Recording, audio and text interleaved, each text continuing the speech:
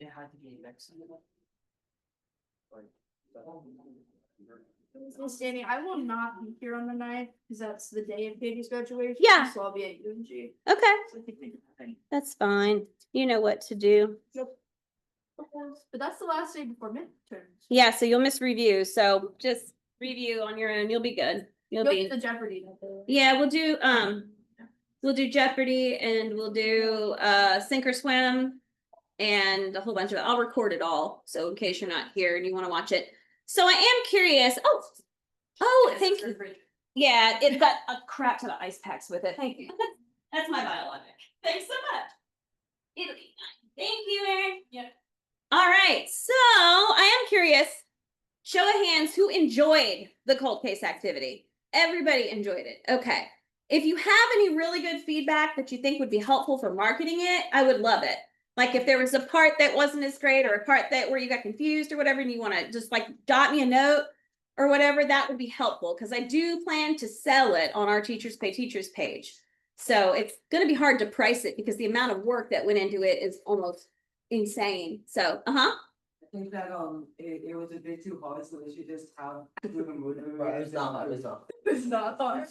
Yes. Oh, you could replace all the images and videos with Sora AI to make them more. Yeah, I would have done the videos with the new Sora stuff, but the problem is I'd already done them by the time that became like really accessible, and I was like, I'm just so not gonna have time to redo that. But I might be before I market it. I've not played with it much yet, so I'll have to see how that works. But not really related to the cold case, Yeah. but hot. someone who like died by a homicide road rage incident, like their sister fed photos of them into an AI and then played it in court, and the victim Gave a statement. impact. So that would have been part of the like, impact statement. Yes, that's really interesting. He's dead. We don't know what he would have. Don't know what he would have said. Yeah. So victim impact statements are interesting. They usually only come after a conviction, prior to sentencing. And they are supposed to influence the judge or jury for sentencing, depending on what the situation is. So if you want to hear probably the best, most recent impact statement that's become public, you want Olivia Gonsalves' statement from Brian Kohberger's plea deal. He's the guy that killed the 4 college students in Idaho, like in their house. It was crazy. That was the first real-time FIG case where they weren't using a cold case. They were actively investigating brand new case, and they used forensic investigative genetic genealogy to track him down within a matter of weeks. So that was the first live time FIG case. But she gave the most scathing and eloquent at the same time victim impact statement I've ever heard. So if you like those, if you like to hear somebody get their comeuppance verbally, that's a good one. Yeah. So the point is to make the jury or judge It's to influence their choice of sentence, because there's usually a range, right? You can get 15 to 20 years. So if you come up as I'm the sister of a murdered person or whatever, the point is to try and influence the judge to give a stronger sentence. Sometimes it's the opposite. Come up and they say, I'm against the death penalty. Please don't kill this person, even though they killed my loved one. So it can go either way, right? It's just the chance for the victim's family or the victim themselves to speak up. The Larry Nassar case, the guy that abused all the female gymnasts, they all stood up one after another and made a statement for him. The AI actually had like impact on the judge, and yeah, that's interesting. That's really interesting because that's all new stuff, and how are we going to use this? Are we going to use this? All right, so we're talking about Darwin today, and he is seriously one of my favorite historical figures because this dude really thought deeply and came up with some ideas that make perfect sense and, were logical as compared to some of the people who came before him, as we will see. So Darwin got on this boat called the HMS Beagle, and he didn't go because he needed to work It wasn't like he was on there hauling ropes and masts and things. No. He's just like, I think I need a 5-year vacation to learn about things that interest me. And off he went. Isn't that nice? Wouldn't that be fun? Right? So that's what he did. So first, what we're going to do is we're going to hit this before anything else. And this will go over myths and misconceptions about the idea of evolution to begin with. And this should kind of help frame everything else we're going to discuss today. And I'm sure there's a commercial. No, there's not. All right. Even better.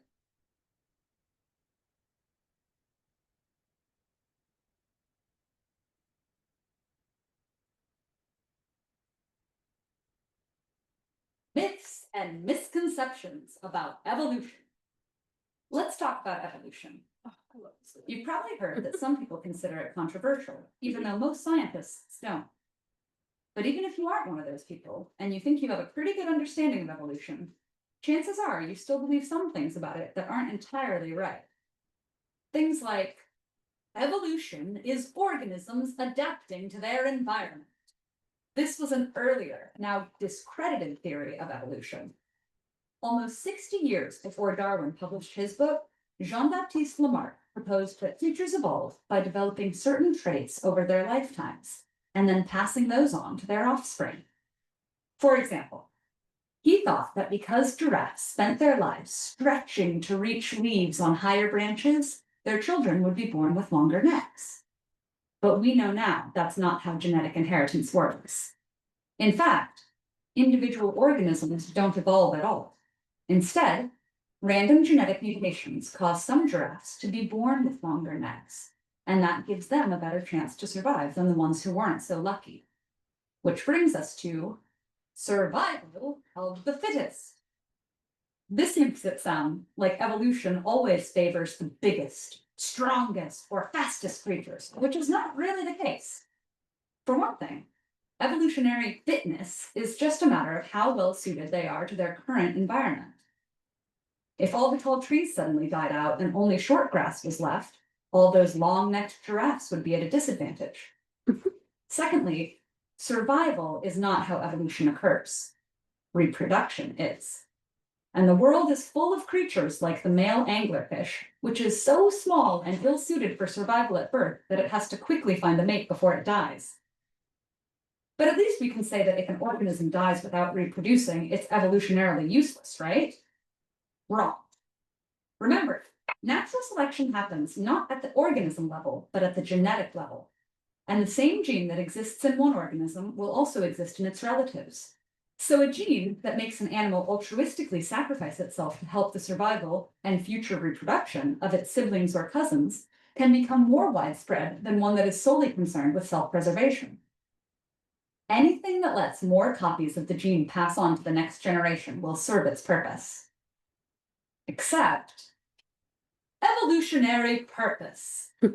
One of the most difficult things to keep in mind about evolution is that when we say things like genes want to make more copies of themselves, or even natural selection, we're actually using metaphors. A gene doesn't want anything, and there's no outside mechanism that selects which genes are best to preserve. All that happens is that random genetic mutations cause the organisms carrying them to behave or develop in different ways. Some of those ways result in more copies of the mutated gene being passed on, and so forth. Nor is there any predetermined plan progressing towards an ideal form. It's not ideal for the human eye to have a blind spot where the optic nerve exits the retina, but that's how it developed, starting from the simple photoreceptor cell. In retrospect, it would have been much more advantageous for humans to crave nutrients and vitamins rather than just calories. But over the millennia, during which our ancestors evolved, calories were scarce, and there was nothing to anticipate that this would later change so quickly. So, evolution proceeds blindly, step by step by step, creating all of the diversity we see in the natural world. All right. So now we've got a background. So know what we're looking for. All right, so here's Darwin. Love this dude. He's got a really kicking beard. That is for real. That's how facial hair should look. Not how dudes are wearing it these days with them. Yeah. Anyway, Charles Darwin Born February 12th in 1809. So this year he would have been 216 years old. And he developed the biological theory of evolution that explains how modern organisms evolved over periods of time. He didn't develop the idea that evolution exists. He developed the theory that explains how evolution happened. Evolution was something we already kind of knew was happening. We'd seen evidence of it, but he gave us the mechanism, and that mattered greatly. So in 1831, he began a 5-year voyage on the HMS Beagle that would change his life, just for fun, just for funsies. I think I'll just travel the world on this boat for funsies because I've got money and why not? All right, knock yourself out. So we already knew that species varied globally. Everyone knew this. You don't find kangaroos in England, but you do find them in Australia. And that you can have different but similar animals inhabiting separate but similar habitats. Anybody ever seen a European robin compared to a North American robin? They're like, European robins are like these they're little fat guys, and they don't quite look like our robins, like still a robin. So had some similar environments that you can have different animals, but similar environments. There can be environments similar to that in Australia, but there's no kangaroos there. Now, we only have one marsupial in North America. Does anybody know what it is? Isabella? Yes, the Virginia possum, who I'm wearing on my ears today, if no one noticed. My little Virginia possums. They're different. There's one on here. So yes, there you go, Virginia possum. That's our only marsupial, but there's a ton of them in Australia. So he also noticed that species vary locally. All right, so he got kind of obsessed with the tortoises and the finches in the Galapagos Islands. All right, so these are all very similar organisms, but they were slightly different on the different islands. And the finches were slightly different on the different islands. And islands are great because they're isolated and they're separated by water, and that kind of, these tortoises are not about to swim from one island to the next. So whatever is causing certain traits to be favored in the environment on one island may not be the same conditions on a different island, so you get slightly different traits. So different yet related animals occupy different habitats within a local area. And then you've got tortoises and birds, and Galapagos vary from island to island. So he's like, oh, that's very interesting. I think that's cool. And then we knew that species varied over time. That is a giant ground sloth, which is extinct. And that is your normal, everyday, cute little 3-toed sloth or whatever he is. Like, sloths. That's terrifying, that one there. I want to hold a sloth so badly, but I do not want to hold that sloth. I want to hold that sloth. I don't think I could hold that. No, it would hold me, I'm aware, but that one is very cute. That one is not so cute. And then if you look here, you've got a glyptodont, which is the ancestor of our modern day armadillo, and wow, what a difference.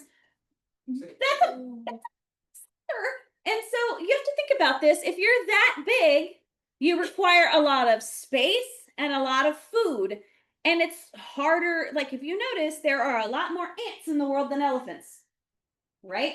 So as they probably something impacted them where they didn't have access to quite as much food or quite as much space. And so the ones that were being born smaller, that had the genes to be smaller, that was favored in that environment. They were able to reproduce because they weren't starving to death. Why is the glyptodont look like its head is detached from the rest of its body? Because it's a skull, it's a skeleton, but still, yike, right? I mean, yike. So some fossils of extinct animals were similar to living species. This was already known in Darwin's time.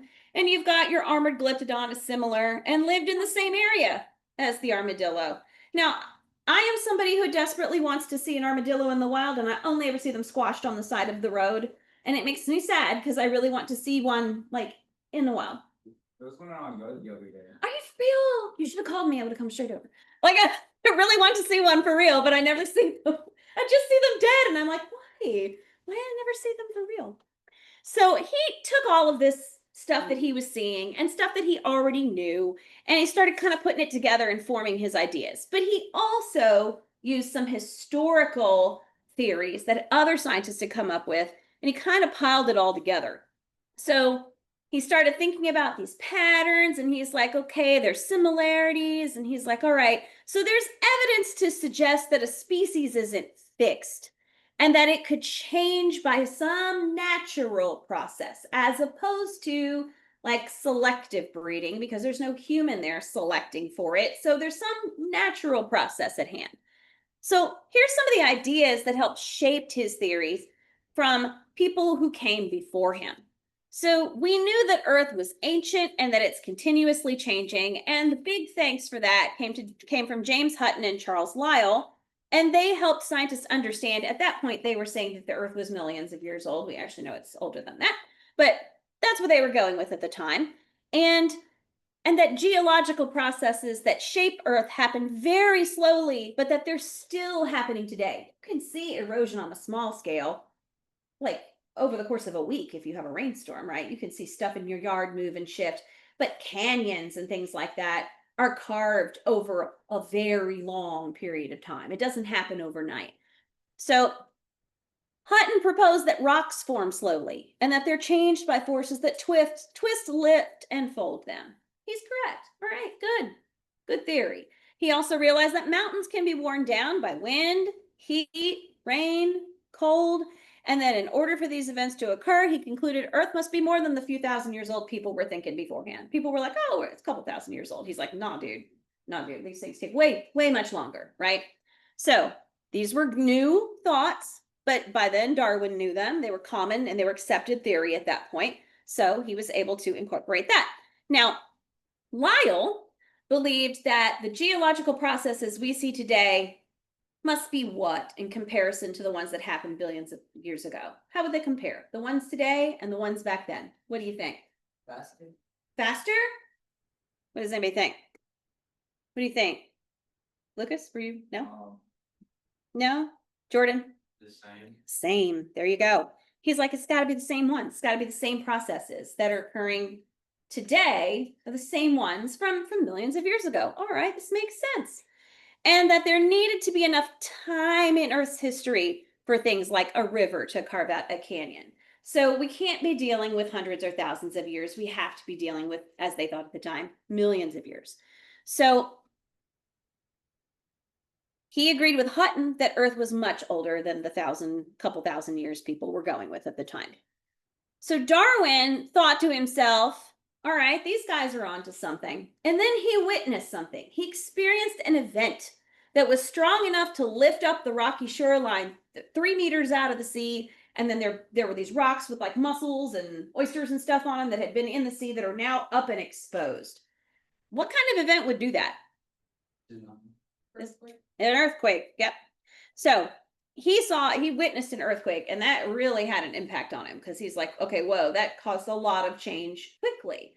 And so he got to thinking that when you're up in the mountains, sometimes you see what up there, Lucas? Fossils up in the mountains of marine animals.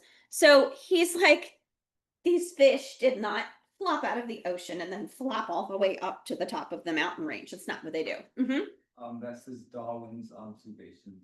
Yeah, these are Darwin. No, it doesn't have the R. It's a Darwin. Oh, Darwin. Oh, you're right. I'll write it down. I didn't even catch that. Very good. So yeah, so he saw these fish fossils and other marine organisms up in the mountains, and he thought, what would you think if you saw that? How did it get there? Yeah, well, how did it get there? Did that fish flop its way up to the mountain? No. So what does it tell you about the mountain? The water used to be higher. No, mountain used to be ocean, basically. Yeah, the water was here, or this was in a different place. Something has moved. Changes have occurred over time. So he felt that Lyell was correct, Hutton was correct. Earthquakes over time could build mountains a few feet at a time. So he said, if Earth can do this, then can life do it too? Great observation. Great question.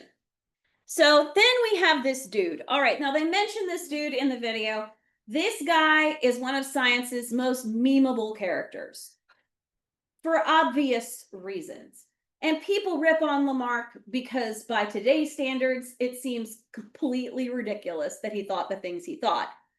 But he was the first one to think in a certain way, which matters. So he said, he proposed that the use or disuse of something would cause organisms to gain or lose traits. And he referred to it as organs. So this is the whole giraffe idea, right? So if if this giraffe needs to reach these nice tall things, then he will grow his neck very long, and then his offspring will then have longer necks. Like, is that how it works? Like, okay, who here plays an instrument? Or, okay, what do you play? Piano? Violin. Okay, you get really good at violin. You have a baby one day. Is your baby gonna come out? I mean, is it gonna instantly be able to play? No, but you developed that trait. You developed that trait. You don't just pass it on like that. No. Okay, like if you become a bodybuilder, are your offspring gonna come out jacked? I mean, is that how it works? It's ridiculous by today's standards, but this dude was like, he was hell bent. This is how it works. And he was very passionate about it, which is why he's so heavily memeable. So he thought the characteristics could get passed from one generation to the next. So for example, he said, a bird's long legs in the water, or because the water was getting deeper and deeper, so his legs stretched, and then his baby's legs were stretched. It's by today's standards, it's ludicrous, right? It is. It's absolutely ludicrous. But this is what he thought. So you get the giraffe, it stretches higher and higher and higher, it makes a nice long neck. Its babies have long necks. Isn't that great? Okay. Yeah, no, not how it goes. So they were incorrect in many ways. And we know that traits acquired during a lifetime are not passed to offspring. So you get the Drake, you know, you get the Drake meme, Darwin and Lamarck. You get this one. I'm going to read this one for you because it's great, whoever did this. Let me tell you, these giraffes, beautiful, beautiful giraffes, they had short necks to be exact, but they kept jumping to eat those crooked leaves. And all this jumping up and down made their necks longer. Trust me, no one understands evolution better than me. That's fabulous, whoever did that. Really good. Then you get giraffes are the most heartless creatures. Notice the dead one on the ground starved to death. So that's a good one too. And then you get Lamarck's giraffes theory, the entire scientific community. Right. I mean, he really tried. It's just by today's standards, it's so silly. But see, he was the first one to come up with some important things. He was the first to suggest that species aren't fixed. That's huge. And he was the first to explain that evolution uses a natural process. That's huge. And he was the first to recognize that there's a link between an organism's environment and its body structures. That's also huge. So his work did pave the way for other biologists, including Darwin, even if by today's standards you look at him and go, dude, what? Right? What were you thinking? And he is memorialized in France today, as he should be, because even though people are constantly joking him, it's still good. It's still good. So now we get to another guy who influenced Darwin. This is Malthus, Thomas Malthus, in 1798. And he noticed that people were being born faster than they were dying. Okay, this dude was obsessed with the idea that we were going to overpopulate the earth. It was going to be awful. Right. Are we even, remember carrying capacity? Does everybody remember what carrying capacity is? The maximum number of organisms that your environment can sustain, right? We aren't even close to carrying capacity, but dude was worried. All the 8 billion people, in fact, all the 8 billion people in the world could fit inside you. Probably if it's standing on top of each other, but yeah, a lot of people in New York. So, and that's the thing. If you go to New York City, you'll be like, wow, we can't have any more people here. But if you fly across the country and look out your window, you'll see all the space we have. Now, we do need that space for growing food, but still, maybe we can start 3D printing our meat. We'll need less. We talked about that last week, right? We'll need less space. It'll be kind of cool. I don't know about that.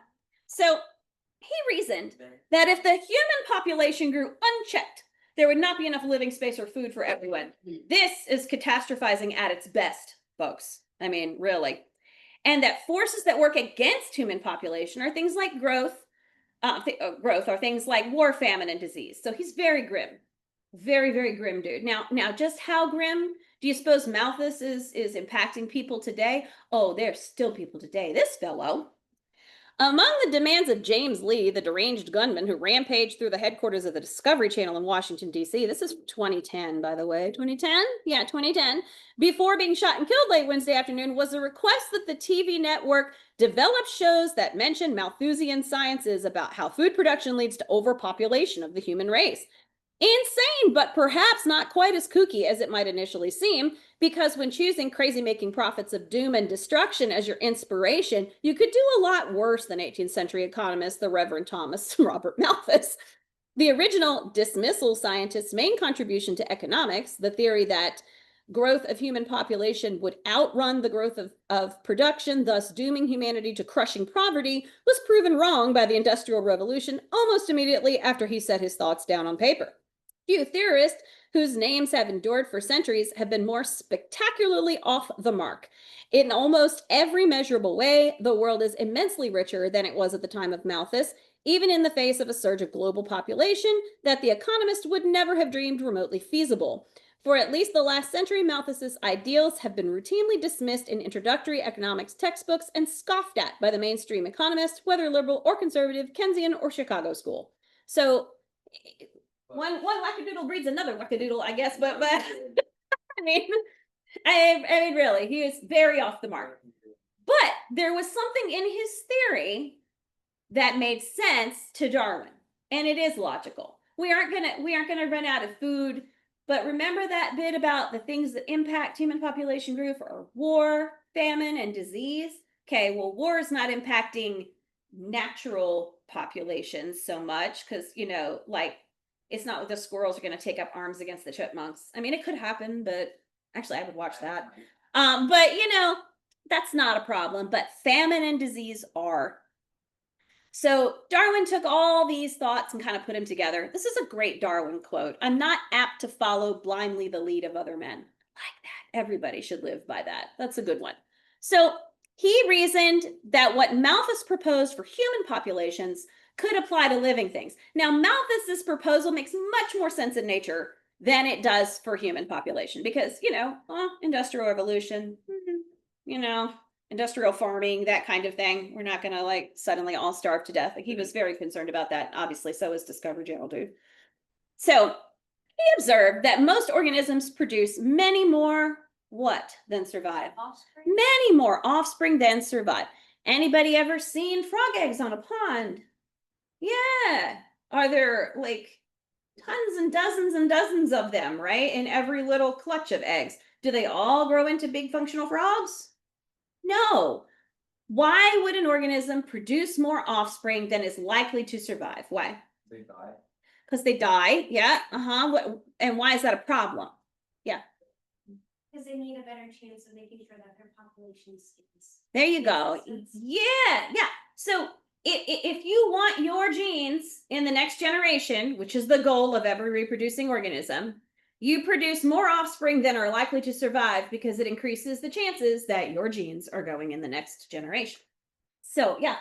Right now, Donald's theory is like opposite, like we're actually experiencing a population decrease. We absolutely are a population decrease. Absolutely. And that is actually like, that's a concern right now. What if no one had babies for like we all agreed no babies for 10 years? That would be very bad. It would be terrible. It would be very bad in the long run for a number of reasons. Like schools, Biological just reasons, economic reasons, political reasons. It would be a very big problem. There's a movie about that. Yeah. Now, China did, you're right for mentioning that. China did have a one-child policy for a while, but it predominantly applied to cities. It didn't necessarily apply to agrarian areas. Families that had farms and stuff did not have the same restriction because they needed children on the farm. But yeah, that was true because they were having a big population boom. And also they kind of control the means of production and the food over there. So that impacts who can eat, right? Y'all gonna laugh at me. There was a little song go, the F in communism stands for food. Right? It's terrible, but I want to hear that. That is awful, but I like it. But anyway, all right. He wondered which individuals would survive and why. All right. So if all the offspring that were produced did survive, they would overrun the world. So artificial selection. This is to find an explanation for a change in nature. Darwin studied the changes produced by plant and animal breeders. So selective breeding, which he was terming artificial selection. So he studied this to kind of see how this works when someone is controlling the process. So some plants bear larger or smaller fruits than others. And some cows give more or less milk than others. And this told Darwin that variation could be passed from parents to offspring and used to improve things like crops and livestock. And to find an explanation for change in nature, Darwin studied changes produced by these breeders, these exact same ones. And it told him this could be happening in nature too, but something else is doing the selecting, the controlling. There's not a human in charge. So this brings him to pigeons. All right. Darwin's pigeons. If you remember a weird fun fact about Darwin for the rest of your life, let it be this, that the man had a very interesting affinity for pigeons. Kind of. So, pigeons. Okay. What phrase is that? Exactly. That Nope. looks like a very distinguished gentleman. He does. Just as puffed out. It looks like that one tennis ball bird. Darwin bred pigeons for weird characteristics, and he was kind of obsessed with them. So when Darwin wasn't busy doing science, he was busy breeding pigeons. In fact, Charles Darwin loved his pigeons quite dearly. Pigeons, they are damn interesting. I love it. He loved, How do you make yes, selective breeding. that? And see, if you're trying to figure out what natural processes could cause a species to change over time, then it would make sense for you to be the one to do the controlling kind of on your own. So you see how this works. Like, how am I doing this? Right? So this is pretty fascinating business. And remember, this is post Mendelian stuff. So, I got a lot of that. you know, What was not fun? it almost looks like you stitch two birds together, but it's not. And they have stuffed and preserved some of these that you can go and look at. He doesn't know. Loved his pigeon. The man loved his pigeon, There's a reason I just don't live in. right? Yeah.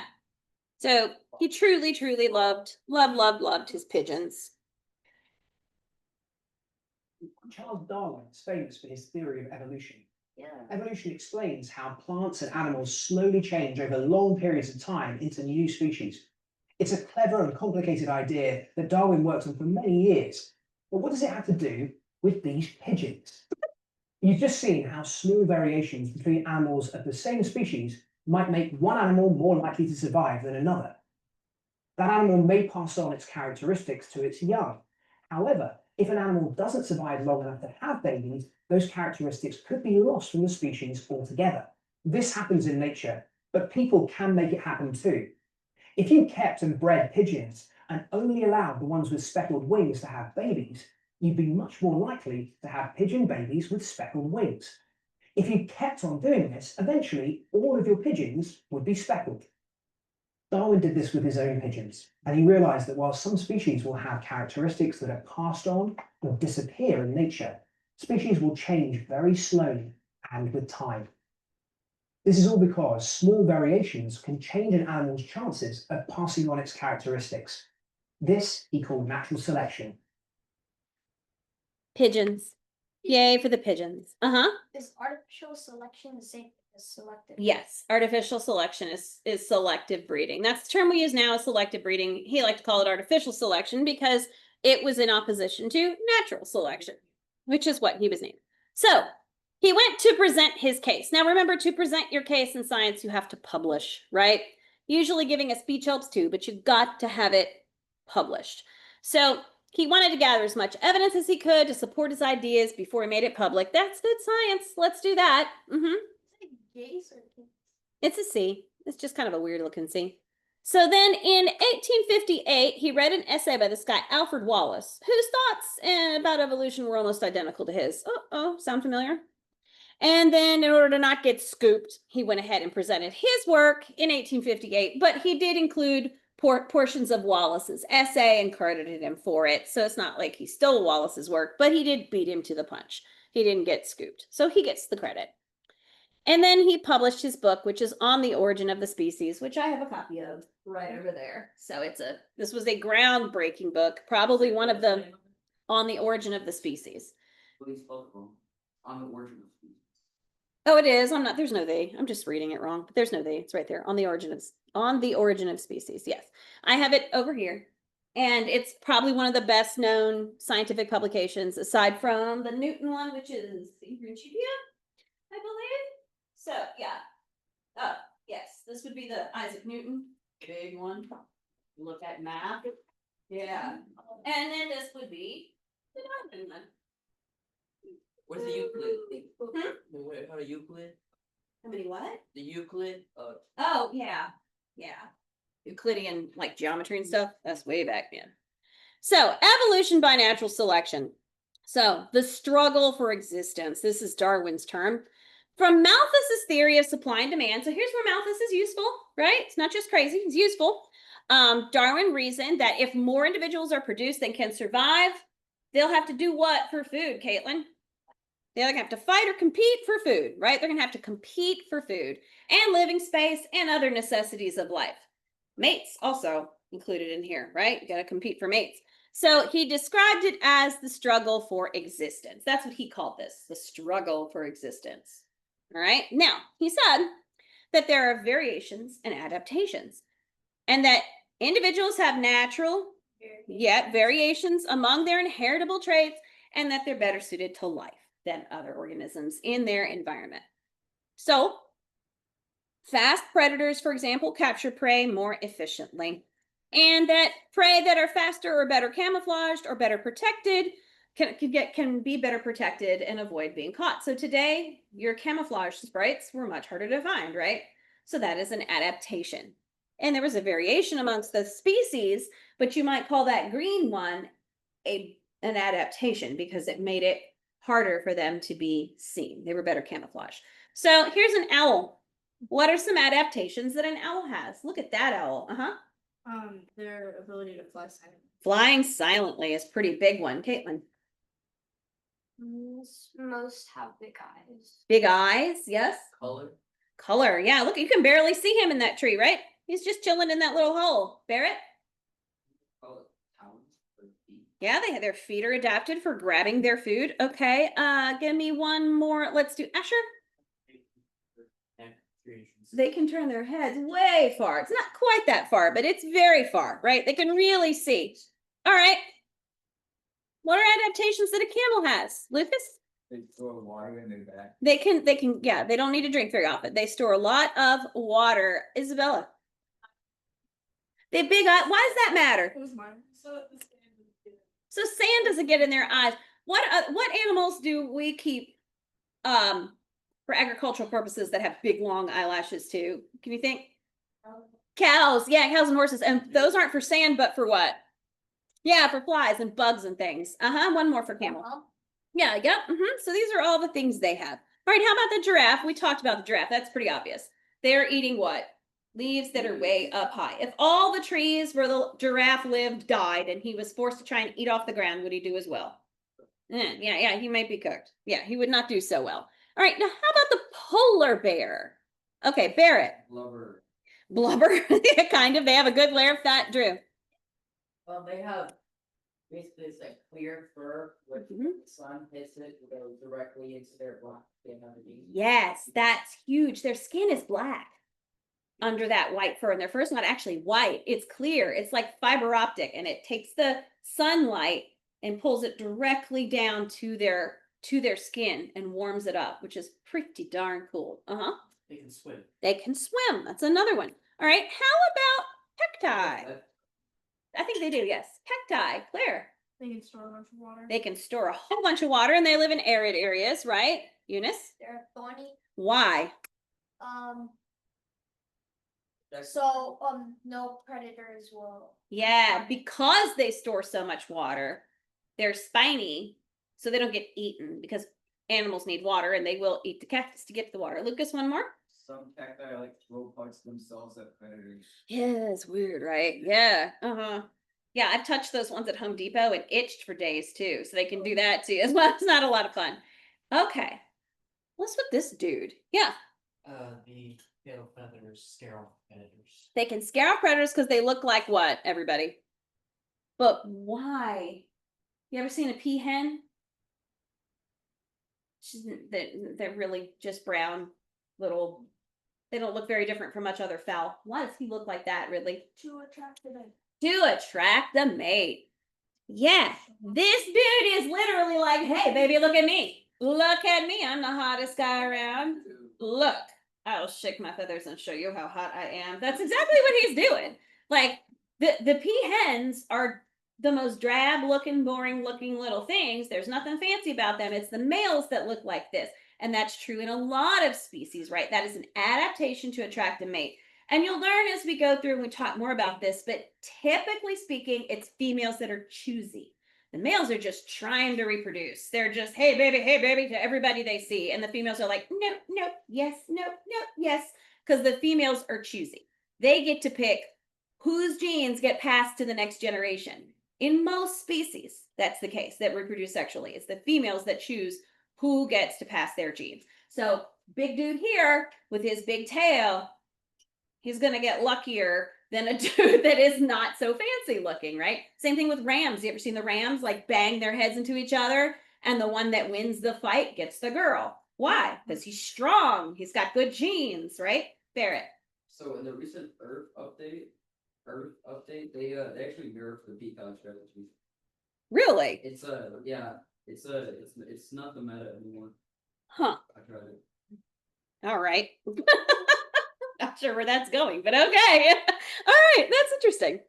So survival of the fittest. Now in the video, it told you the fittest does not mean the strongest, but you'll remember this little image. So yes, survival of the fittest. Darwin felt there must be a connection between an animal's environment and how it survives. So he called this fitness, right? Not fitness like woo lifting weights, but how fit an organism is for its environment. So fitness depends upon how well an organism is suited for its environment. And if fitness is a result of, everyone saw that, adaptation. Yeah, it's better if they don't float, better if they fade, but I didn't have time to go back and change them all. So yeah, so then you get situations like this. Good adaptations allow organisms to survive, and those are the ones that are passed to their offspring. And good fitness means everybody saw it, reproduce. And, oh, he's fit. He got the girl, right?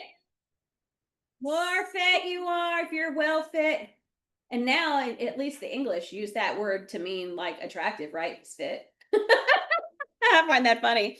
So your fit hamster gets the girl. And then low fitness is going to produce in this sort of situation where if you're not fit, you don't get the girl. Oh, dude.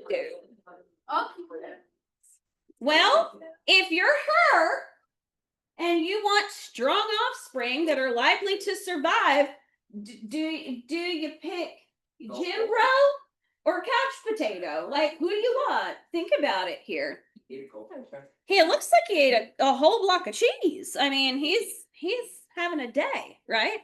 So Darwin thought that this seemed very similar to artificial selection. So here's another example. Let's look at these mice and these birds. So he referred to survival of the what? What do we say? Natural. Caitlin? Yeah. Survival of the fittest as natural selection. So let's look at this. You got a hawk. You got mice that come in two colors. They're either brown or gray, and they live on some rocks. The hawk comes by and he starts picking off mice because he's hungry. Now you start out with some more brown mice than gray mice, but over time you end up with more gray mice than brown mice. What does this remind you of? Well, Brian did. We just did it. Sprites. Absolutely. The same situation. And those moths that we talked about. This is exactly what happened with the moths. So survival means more than just staying alive. It means reproducing and passing those adaptations on to the next generation. So in natural selection, what does the choosing? Nature does the choosing. And in artificial selection, obviously, man does the choosing. Your favorable characteristics are inherited then over several generations. And remember last week we talked about selective breeding. Dogs, right? If you keep selecting for the same traits, they're going to get passed on, and then you're going to end up with a specific breed of dog. Dogs are all the same species, right? But they're various breeds because we've been able to control their reproduction for certain characteristics. All right, now, natural selection is the process by which organisms with what? most suited to their local environment survive and leave more offspring. Caitlin? Traits are, yeah, in this case, variations. Yep. So when those variations make them more suited, we then call them adaptations. So natural selection occurs in any situation in which more individuals are born than can survive. So Malthus, right? Here comes Malthus again. So you can see how, even though that guy was like panicky, you can see how that played in to where Darwin was going with his idea. So over time, natural selection results in changes in, yes. Yeah, your individual inherited characteristics of a population. I know they're silly because they're doing that. And then changes increases a species fitness in its environment. So if you look at this cladogram, which we'll soon be learning about, of an elephant, you can see how the elephant evolved and then further subdivided into 3 different species. But you can see how you're branched out. These 2 at the bottom are more closely related than the one at the top is to the other 2. And now we can do this not just by looking at traits, we can do this with DNA. So we know for sure whether we were guessing right based on traits. So he had 4 postulates. He said, individuals within species vary. Some of these variations are passed to offspring. Individuals vary in their ability to survive and reproduce. And individuals with the most favorable adaptations are more likely to survive and reproduce. Right? That kind of sums up the whole theory. Good for him. So then we get to the idea of common descent, which is natural selection produces organisms with different structures than their ancestors, different niches, and new habitats. Each living species has descended with changes over time. So here's your evolution of the modern horse. But you can see certain things are going to be very similar, like their bone structure and their legs. You can see how that changed over time, but how one is related to the next. They're kind of the links in a chain. So if we look back far enough, we could find what of all living things, Barrett? Your common ancestor of all living things. And a single tree of life links all living things, all. And this is known as a principle of, Caitlin? Common descent again. So we're at common descent again. That is Darwin's little scribbly tree that he drew. Yay, these things are related in some way. He was basing this solely on structure, observation, things of that sort. All right, so let's look at this little chameleon here. Probably an ad. Yep. Opioid addiction. Oh, my. Monthly Sublocade may help. Okay, don't do drugs. You won't need that. It was only possible with support from the viewers and from Brain Tools LLC, a company dedicated to developing and delivering to patients new treatments for Alzheimer's. Very cool. Stated clearly presents, what is natural selection? Natural selection is one of several key concepts contained within the theory of evolution. To understand exactly what natural selection is and why it's so important, let's first take a quick look at 2 other evolutionary concepts, descent with modification and the overarching idea of common descent. Descent with modification is the observable fact that when parents have children, those children often look and behave slightly different than their parents and slightly different than each other. They descend from their parents with modifications. The differences found in offspring are partially due to random genetic mutations. Expressing my true self is powerful. Oh boy, another. Yes, Jordan, you're awesome. We all love you. I was able to find it. Sorry. Common descent is the idea that all living things on Earth are related. They descended from a common ancestor. Through the gradual process of descent with modification over many, many generations, a single original species is thought to have given rise to all the life we see today. The common descent of all life on Earth is not a directly observable fact. We have no way of going back in time to watch it happen. Instead, common descent is a conclusion based on a massive collection of facts. Facts found independently in the study of fossils, genetics, comparative anatomy, mathematics, biochemistry, and species distribution. Because the evidence for common descent is so overwhelming, the concept has been around since ancient times. In the past, however, it was rejected by many philosophers and scientists for one main reason. You cannot get order and complexity from random chaos alone. The bodies and behaviors of living things are extremely complex and orderly. Descent with modification simply produces random variation. All through history, no one could explain how complex life arose from simple life through random variation until Charles Darwin discovered natural selection. Charles Darwin, who lived from 1809 to 1882, was a naturalist, someone who studies nature. At the start of his career, he traveled the world by ship, collecting and documenting plants and animals. During his travels, Darwin became very interested in the idea of common descent. He noticed that islands contain species of plants and animals unique to those islands. They can't be found anyplace else on Earth, but they often look and behave surprisingly similar to creatures found on nearby continents. Tortoises on the Galapagos Islands can be distinguished from those of Africa. Meanwhile, with the exception of size, they're almost identical to a species found nearby in South America. Darwin believed these similarities could be best explained through common descent. Long ago, a tortoise from the mainland may have drifted to the islands, possibly on a raft of storm debris, and once arriving, laid her eggs. Random changes caused by descent with modification over thousands of years eventually transformed the island creatures and the mainland creatures so much that they could no longer be considered the same species.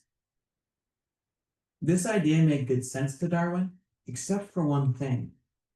The island creatures he found weren't just randomly different from their mainland cousins, they were specially adapted for island life. Oh my. Opioid addiction. What is with this? What you love. Yeah. Okay. The Galapagos is a collection of 18 main islands, many of which are home to tortoises.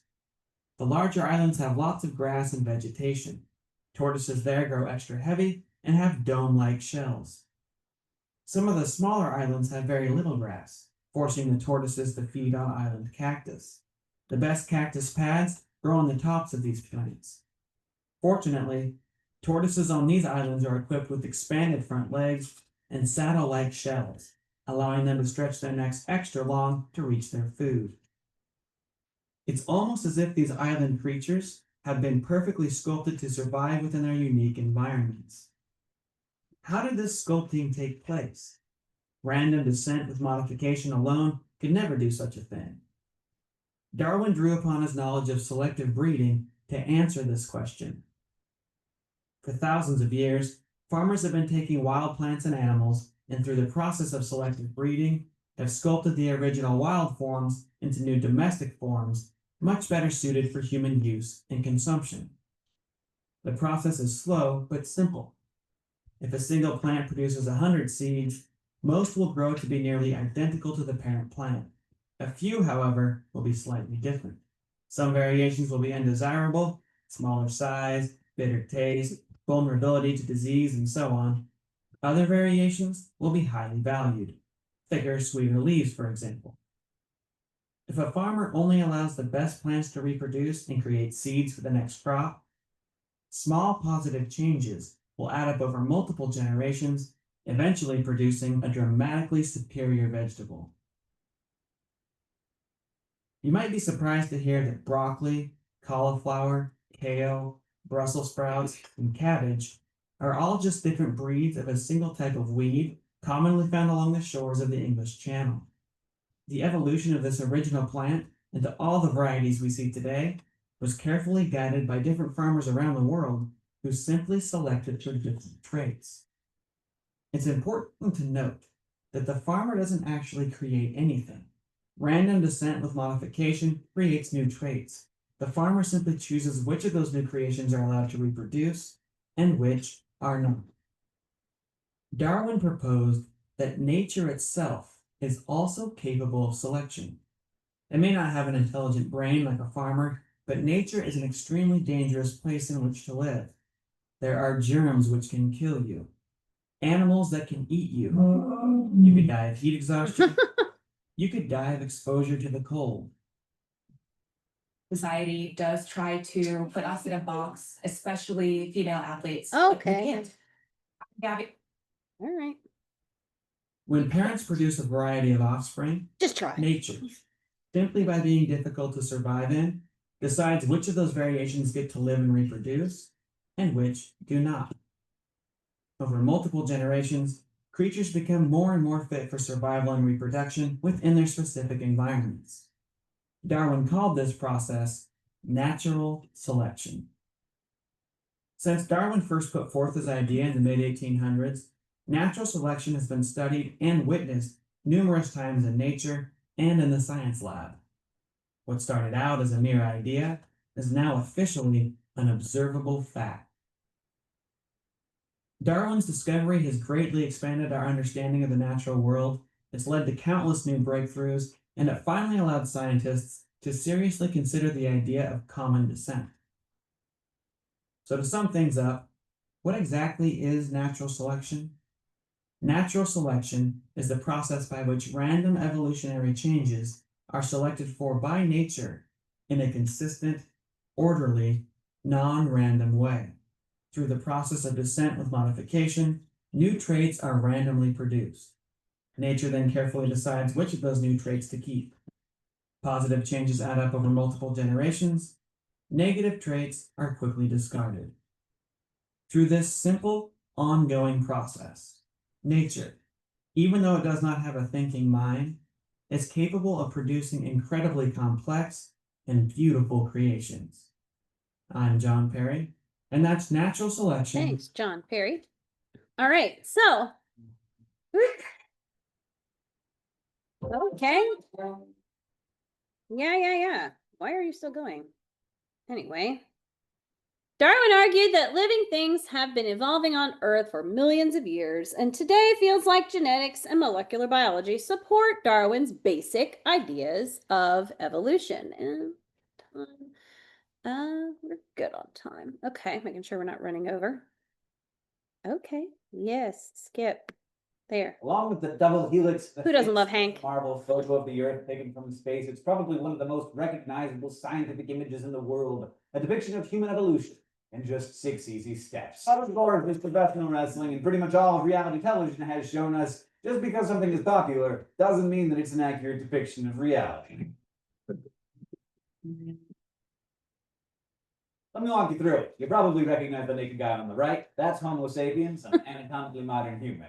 The guy who seems to be stalking him is labeled Cro-Magnon, a rough-looking customer who I'll talk about more in a minute. Behind him is Neanderthal. On his heels are Ramapithecus, then Oreopithecus, which sounds delicious, and finally, a tiny monkey-like early ape known as Dryopithecus. The idea of this evolving from this may seem like it's right out of the 19th century, but these images actually first appeared in 1965 in a volume published by Time Life Books called Early Man. And in its defense, the book wasn't exactly trying to say that we evolved right from that hairy little homunculus. Instead, the book, written by anthropologist F. Clark Howell, offered a relatively nuanced discussion of human evolution for the time, and it even warned against interpreting the illustration literally as a progression from one species directly to the next. The book sold well, and the illustration became extremely popular. And even though the picture originally included 15 different primates in a row and was called The Road to Homo sapiens, the abbreviated version of it became known as the March of Progress, and thus one of science's most pernicious memes was born. So, what's wrong with this picture?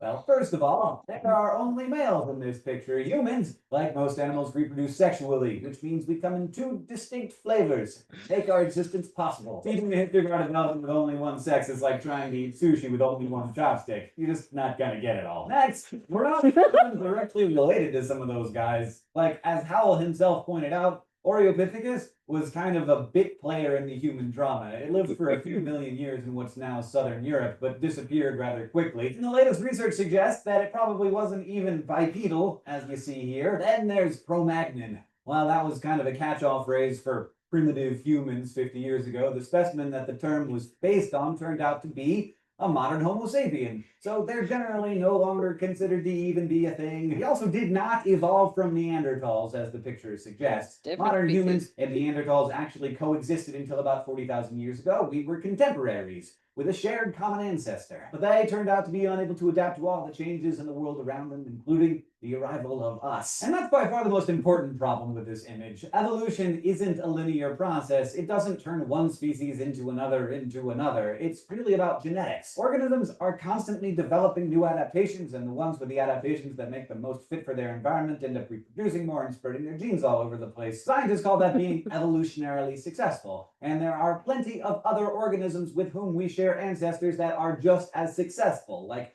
chimps and orangutans, because they continue to exist and evolve like we do. If you had to express it visually, the human story probably would look more like an incredibly complex tree, or maybe more of a fractal, with many stubs and branches, some of which extend to the present time while others taper out. But it definitely would not resemble some kind of primate police lineup. Thank you for watching this episode of Science. Primate Special police thanks to lineup. our subbable subscribers.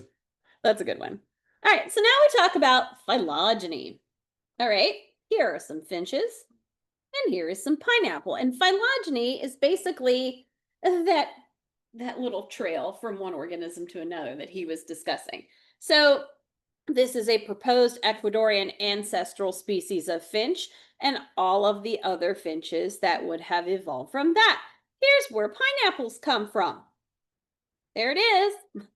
So branching off, you have junipers, papayas, and then oranges are coming off of this same papaya branch over here, and avocados and bananas and corn, and then pineapples over here. But this shows the relationship between one organism and the next, one species and the next. Yep. And yeah, these trees get very complex. That's fireflies. Yeah. Yep. And there's also biogeography involved. So Darwin recognized the importance of, what are we talking about? Patterns, okay, in the distribution of life. So what's the study of where organisms live and where their ancestors lived? Anthropology, for humans specifically, yeah. Biogeography for all of the species. And to Darwin, patterns are significant to Darwin's theory. So closely related but different, or distantly related but similar. So here's when we start talking about form and function. All right, these two are distantly related, but their function here is pretty similar, right?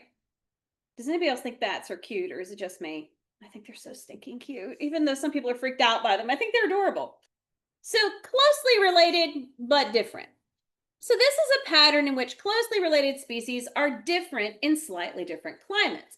To Darwin, the biogeography of Galapagos species suggested that the populations on the island had evolved from mainland species, and that over time, natural selection on the islands produced variations among populations that resulted in different but closely related island species, like the dome-shelled tortoises versus the saddle-shelled tortoises, because the dome-shelled tortoises were only eaten off the ground, and the saddle-shelled ones had to lift their heads up very high to get the softest and sweetest and freshest pads off the cactus. So if they didn't have that little saddle part of their shell, they wouldn't be able to get their heads up, and then their legs became longer too. So Darwin noticed that all the birds he had collected on the Galapagos were actually finches. Just different kinds of finches. He was obsessed with finches as well as pigeons, but these were more of an observational thing and not a hobby, whereas the pigeons became a hobby. So geographic distribution of living species, okay. Beavers versus muskrats versus capybaras. All of these different organisms are very similar. They're distantly related, but similar.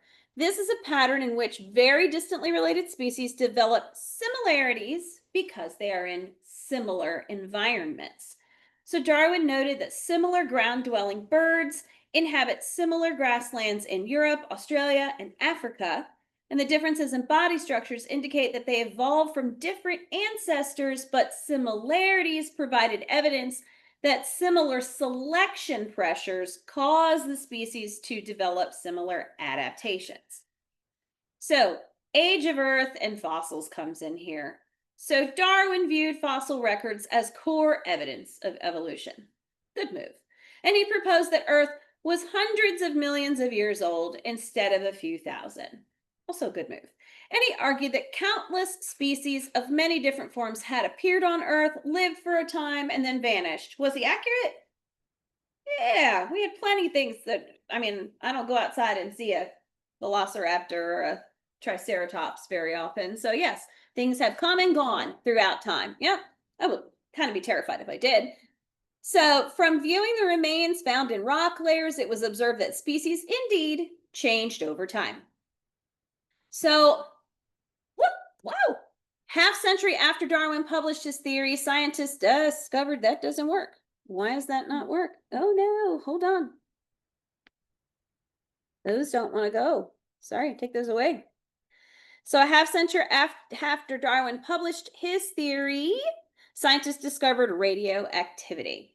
So scientists now use radioactivity to establish the age of rocks and fossils. Radioactive dating indicates that Earth's about 4.5 billion years old, which supported Darwin's idea that Earth was very, very old, not just a couple thousand years.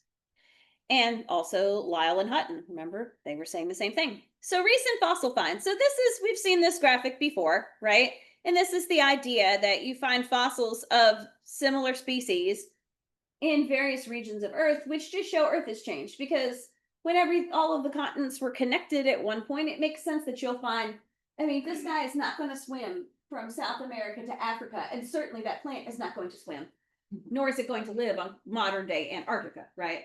So we know that things have moved around, changed position. During Darwin's time, not enough intermediate fossils had been found to document the evolution of modern species from their ancestors. Since Darwin, paleontologists have discovered hundreds of fossils that identify intermediate stages in the evolution of many different groups of modern species. Who from Earth Science remembers the guy who thought everything was connected? Yeah. Wagner? Yes, Alfred Wegener. He says, oh, it's all connected at one point. And everybody said, you're crazy, you're out of your mind, you have no way to prove that. How was it eventually proved? Who remembers? Do you remember? The rifts in the sea. Yeah, kind of. You're close. You're close. Do you remember? You looked like you were going to say no. Yeah, I don't remember exactly how it worked, but it was like the rocks on the seafloor. Yep. See the magnetic stripe. Yes. Yeah. Yes. So there are metallic particles in the rocks forming on the seafloor in the mid-Atlantic, Marianas Trench, where the mid-Atlantic Ridge is. And the poles, North and South poles, switched over time. And you could see evidence of magnetic, everything pointing this way and then everything pointing this way, and they were mirror imaged of each other, folded the whole way out, which proved that the continents had pushed themselves apart at some point. That was after everybody laughed at him, though. So some examples are whales, dinosaurs evolving into birds. Some dinosaurs absolutely did evolve into birds. Not all dinosaurs are like modern day lizards, right? Some are modern day birds. And that fish evolved into four-legged animals. And we'll talk more about that over the next couple weeks. It's kind of fun stuff. So comparing anatomy and embryology, in Darwin's time, scientists noted that all vertebrate limbs had the same basic bone structure. How many bones are in your upper arm? Your upper arm, right here. 1. How many are in your lower arm? 2. How about your legs? 1, 2. Oh, what do you know? And if you had a cat or a dog, would you find the same situation? Yeah, all right, there you go. So, but some were used for crawling, some for climbing, some for running, some for flying. Oh, looky here. Homologous structures. Okay, we have analogous structures and homologous structures. Be sure you understand the difference between these. It's on your midterm. All right, so homologous structures mean it's the same structure but a different function. And it shows evidence of a common ancestor. Frog leg, alligator leg, chicken wing, horse leg, ancient lobe fin fish. The structure is very similar or the same practically, just different size differently. But the function is different. Swims, flies, or not really, flaps. Guess it's a chicken. Human. Human, yeah, humans are the same. You'll find the same bones. You just find them arranged slightly differently. So homologous is same structure, different function, shows evidence of a common ancestor. Know that. Darwin proposed that animals with similar structures evolved from a common ancestor with a basic version of that structure, and that similarities and differences among homologous structures help determine how recently a species shared a common ancestor. Homologous structures have also been found in plants. Now we have analogous structures. Clue to common descent is common what? Common function and not common Yeah, so the clue to common descent is a common structure, but not a common function. But for analogous, it's not inherited from it, which is what you were saying. It's not inherited from your common ancestor. Analogous structures are body parts that share the same function, but not the same structure. Same function, different structure. So the other one was same structure, different function. That's homologous. Analogous is same function, different structure. Example, the wing of a bee and the wing of a bird have the same function, right? Is their structure all the same? No, but the wing of a bird that's used for flying and the wing of a penguin that's used for swimming, that's homologous, not analogous, right? All right, there you go. Butterflies. I think that's a pterodactyl or something. I'm not even sure. And there's a bat over there. So you can see that that bat would be analogous to that moth or butterfly. Actually, that looks like a butterfly based on that antenna. So you'll see that the function is the same, but the structure is not at all the same. There's not even bones in the bug, right? I'm going to skip this one for now, but I probably will come back to it. So now we'll talk about vestigial structures. Vestigial structures are those that are similar, but are reduced in size and remain what? Does anybody know? You know? Dormant? Huh? Unused. Unused. Yeah, very good. Unused, exactly. So you have vestigial structures. Anybody not have an appendix anymore? Yeah, I got mine taken out. That was a great nap. Leading up to it was not fun, but the nap was short. It was fabulous. I was like, I feel so much better now, right? So you don't need your appendix. You don't use your appendix. You also don't use your wisdom teeth. Jordan, Jordan just recently went through that, right? They came out, right? You're next or soon, right? Anybody else have their wisdom teeth out already? We're getting there. Yep, you've had yours out, right? We don't need them anymore, and they actually can cause problems. James has the wisdom teeth of our friend. Like, our friend willingly gave James his wisdom teeth. That's very cool. And my I like mom this got friend. it a couple weeks ago and was like, "What are these?" And he said, "Teeth. They're Davis's wisdom." That's teeth." very James of him, but I like that. I like that. They were Okay. in a pill bottle. I like it. So your tail, you have a tailbone, your coccyx, right? You don't use that. It can hurt if you break it, right? But you don't use it. Or wisdom teeth useful? Well, back when our heads and everything and jaws were considerably bigger, they would come in and just be an extra set of molars that you would use for chewing and grinding. But now our heads and our jaws have gotten smaller and they don't really accommodate well for those teeth. So sometimes your wisdom teeth don't even grow like this. They come in sideways and then they can cause problems. Yeah, they can cause infections. They can press on the nerves in your jaw. They can get abscesses in your bones. So usually people just have them preemptively removed to avoid all of that. And then goosebumps. You ever see a dog get like, you ever see a dog that have their hair all stand up? Like when they're either being aggressive or when they're freaked out? That's the same pillar muscles that are in your follicles that give you goosebumps. It's the same thing. You don't need goosebumps. There's no evolutionary advantage for them. And then you get things like there's a pelvis in a whale because it's a mammal and it probably evolved from something that had legs at some point, but it no longer needs the legs. It still has a vestigial pelvis.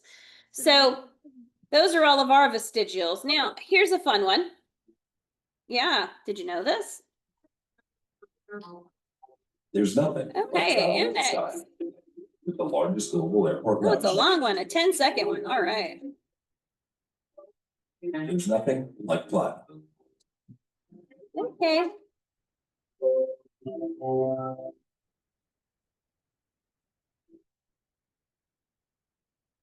You know that little pink thing nestled in the corner of your eye? It's actually the remnant of a third eyelid. Known as the plica semilunaris, it's much more prominent in birds and a few mammals, and functions like a windshield wiper to keep dust and debris out of their eyes. But in humans, it doesn't work. It's vestigial, meaning it no longer serves its original purpose. There are several other vestigial structures, like the plica semilunaris, in the human body. Most of these became vestigial long before Homo sapiens existed, quietly riding along from one of our ancestor species to the next. But why have they stuck around for so long? To answer this question, it helps to understand natural selection. Natural selection simply means that traits which help an organism survive and reproduce in a given environment are more likely to make it to the next generation. As the environment changes, traits that were once useful can become harmful. Those traits are often selected against, meaning they gradually disappear from the population. But if a trait isn't actively harmful, it might not get selected against and stick around even though it isn't useful. Take the tailbone. Evolutionary biologists think that as the climate got drier and grasslands popped up, our tail-bearing ancestors left the trees and started walking on land. The tails that had helped them in the trees began to disrupt their ability to walk on land. So, individuals with mutations that reduced the length of their tails became more successful at life on land, surviving long enough to pass their short tails on to the next generation. The change was likely gradual, over millions of years, until about 20 million years ago, our ancestors' external tails disappeared altogether. Today, we know human embryos have tails that dissolve as the embryo develops, but the stubby tailbone sticks around, probably because it doesn't cause any harm. In fact, it serves a more minor function as the anchor point for certain other muscles. Up to 85% of people have a vestigial muscle called the palmaris longus. To see if you do, put your hand down on a flat surface and touch your pinky to your thumb. If you see a little band pop up in the middle of your wrist, that's the tendon that attaches to this now defunct muscle. In this case, the fact that not everyone has it has helped us trace its function. Vestigial traits can persist when there's no incentive to lose them. But since there's also no incentive to keep them, random mutations will sometimes still eliminate them from part of the population. Looking at our primate relatives, we can see that the palmaris longus is sometimes absent in those that spend more time on the land, but always present in those that spend more time in trees. So, we think it used to help us swing from branch to branch and became unnecessary when we moved down to land. The appendix, meanwhile, may once have been part of the intestinal system our ancestors used for digesting plant materials. As their diets changed, those parts of the intestinal system began to shrink.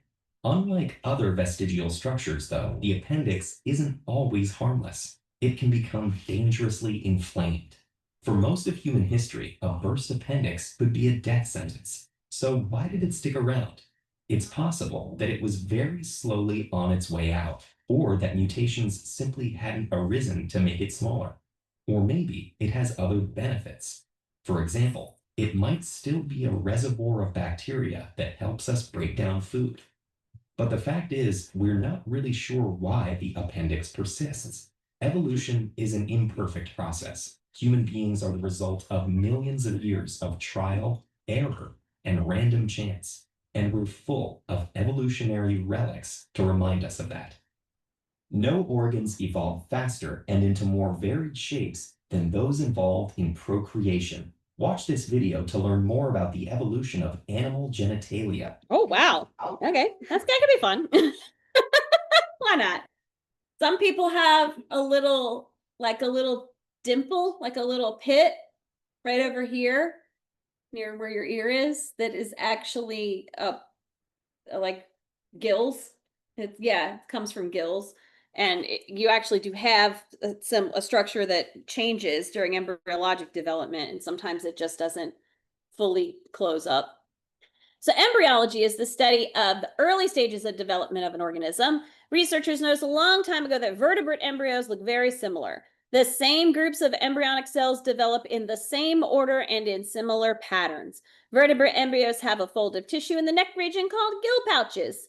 In fish, they develop into what, everybody? Gills. Now, in humans, they form the inner what? Ear bones. Interesting, right?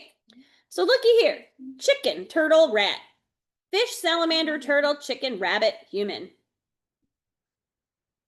Here are your gill slits in a bird and in a human.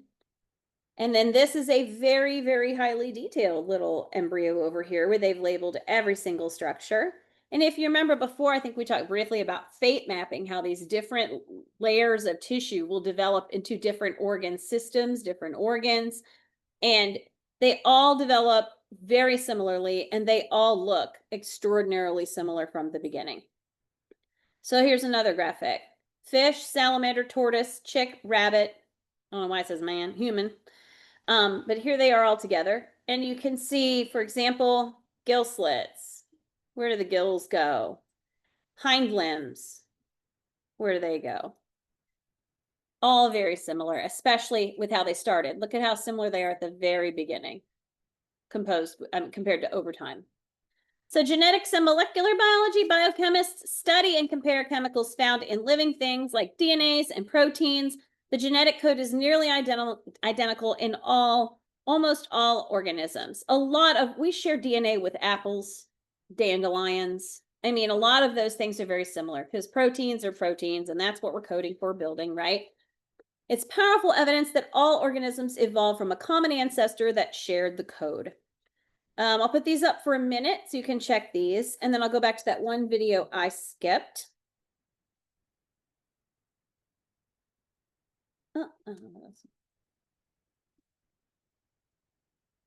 And y'all can always come back and look at those. All right, I'll go back to the one video I skipped, but I'll tell y'all, didn't say it while the juniors were here because didn't really want to. This is the one, right? Yes. Oxygen Network, for whatever reason, did do a documentary on my friend Anne, if anybody is interested in it. I think it came out 2 years ago, which was a real shock to all of us because none of us knew it was coming. And it was very poorly named series called Homicide for the Holidays. That's great. And I think hers was called, I just looked it up. It was like a recipe for murder. Terrible name, very sensationalized, not very respectful. But the reason it was called that is because she was bludgeoned with a rolling pin. So they took that and ran with it.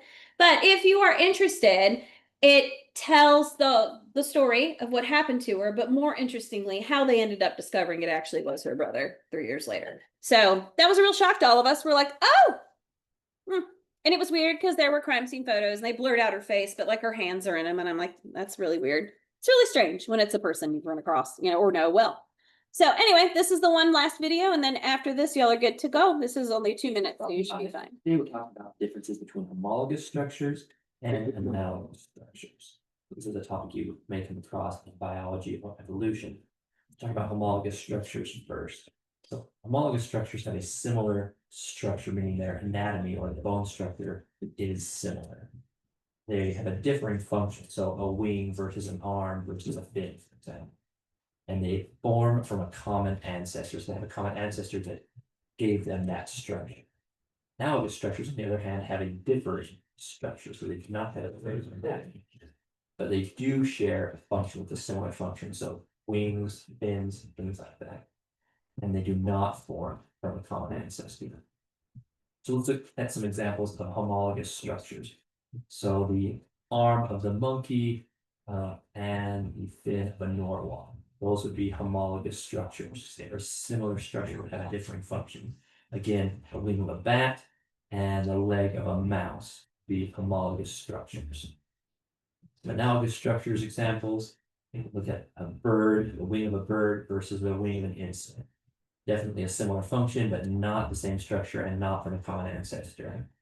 Again, another example, the fin or wing of a penguin and the fin of a shark. They both use them to swim with, so similar function, but a different structure. To remember homologous structures, think homo means same, and so they're from the same ancestor. And if you remember that, then you'll always know the analogous structure is the other one. That's it. If you have questions about vestigial There you go. Excellent. This is the No, not the other one. Yep. If you remember one, you've got the other.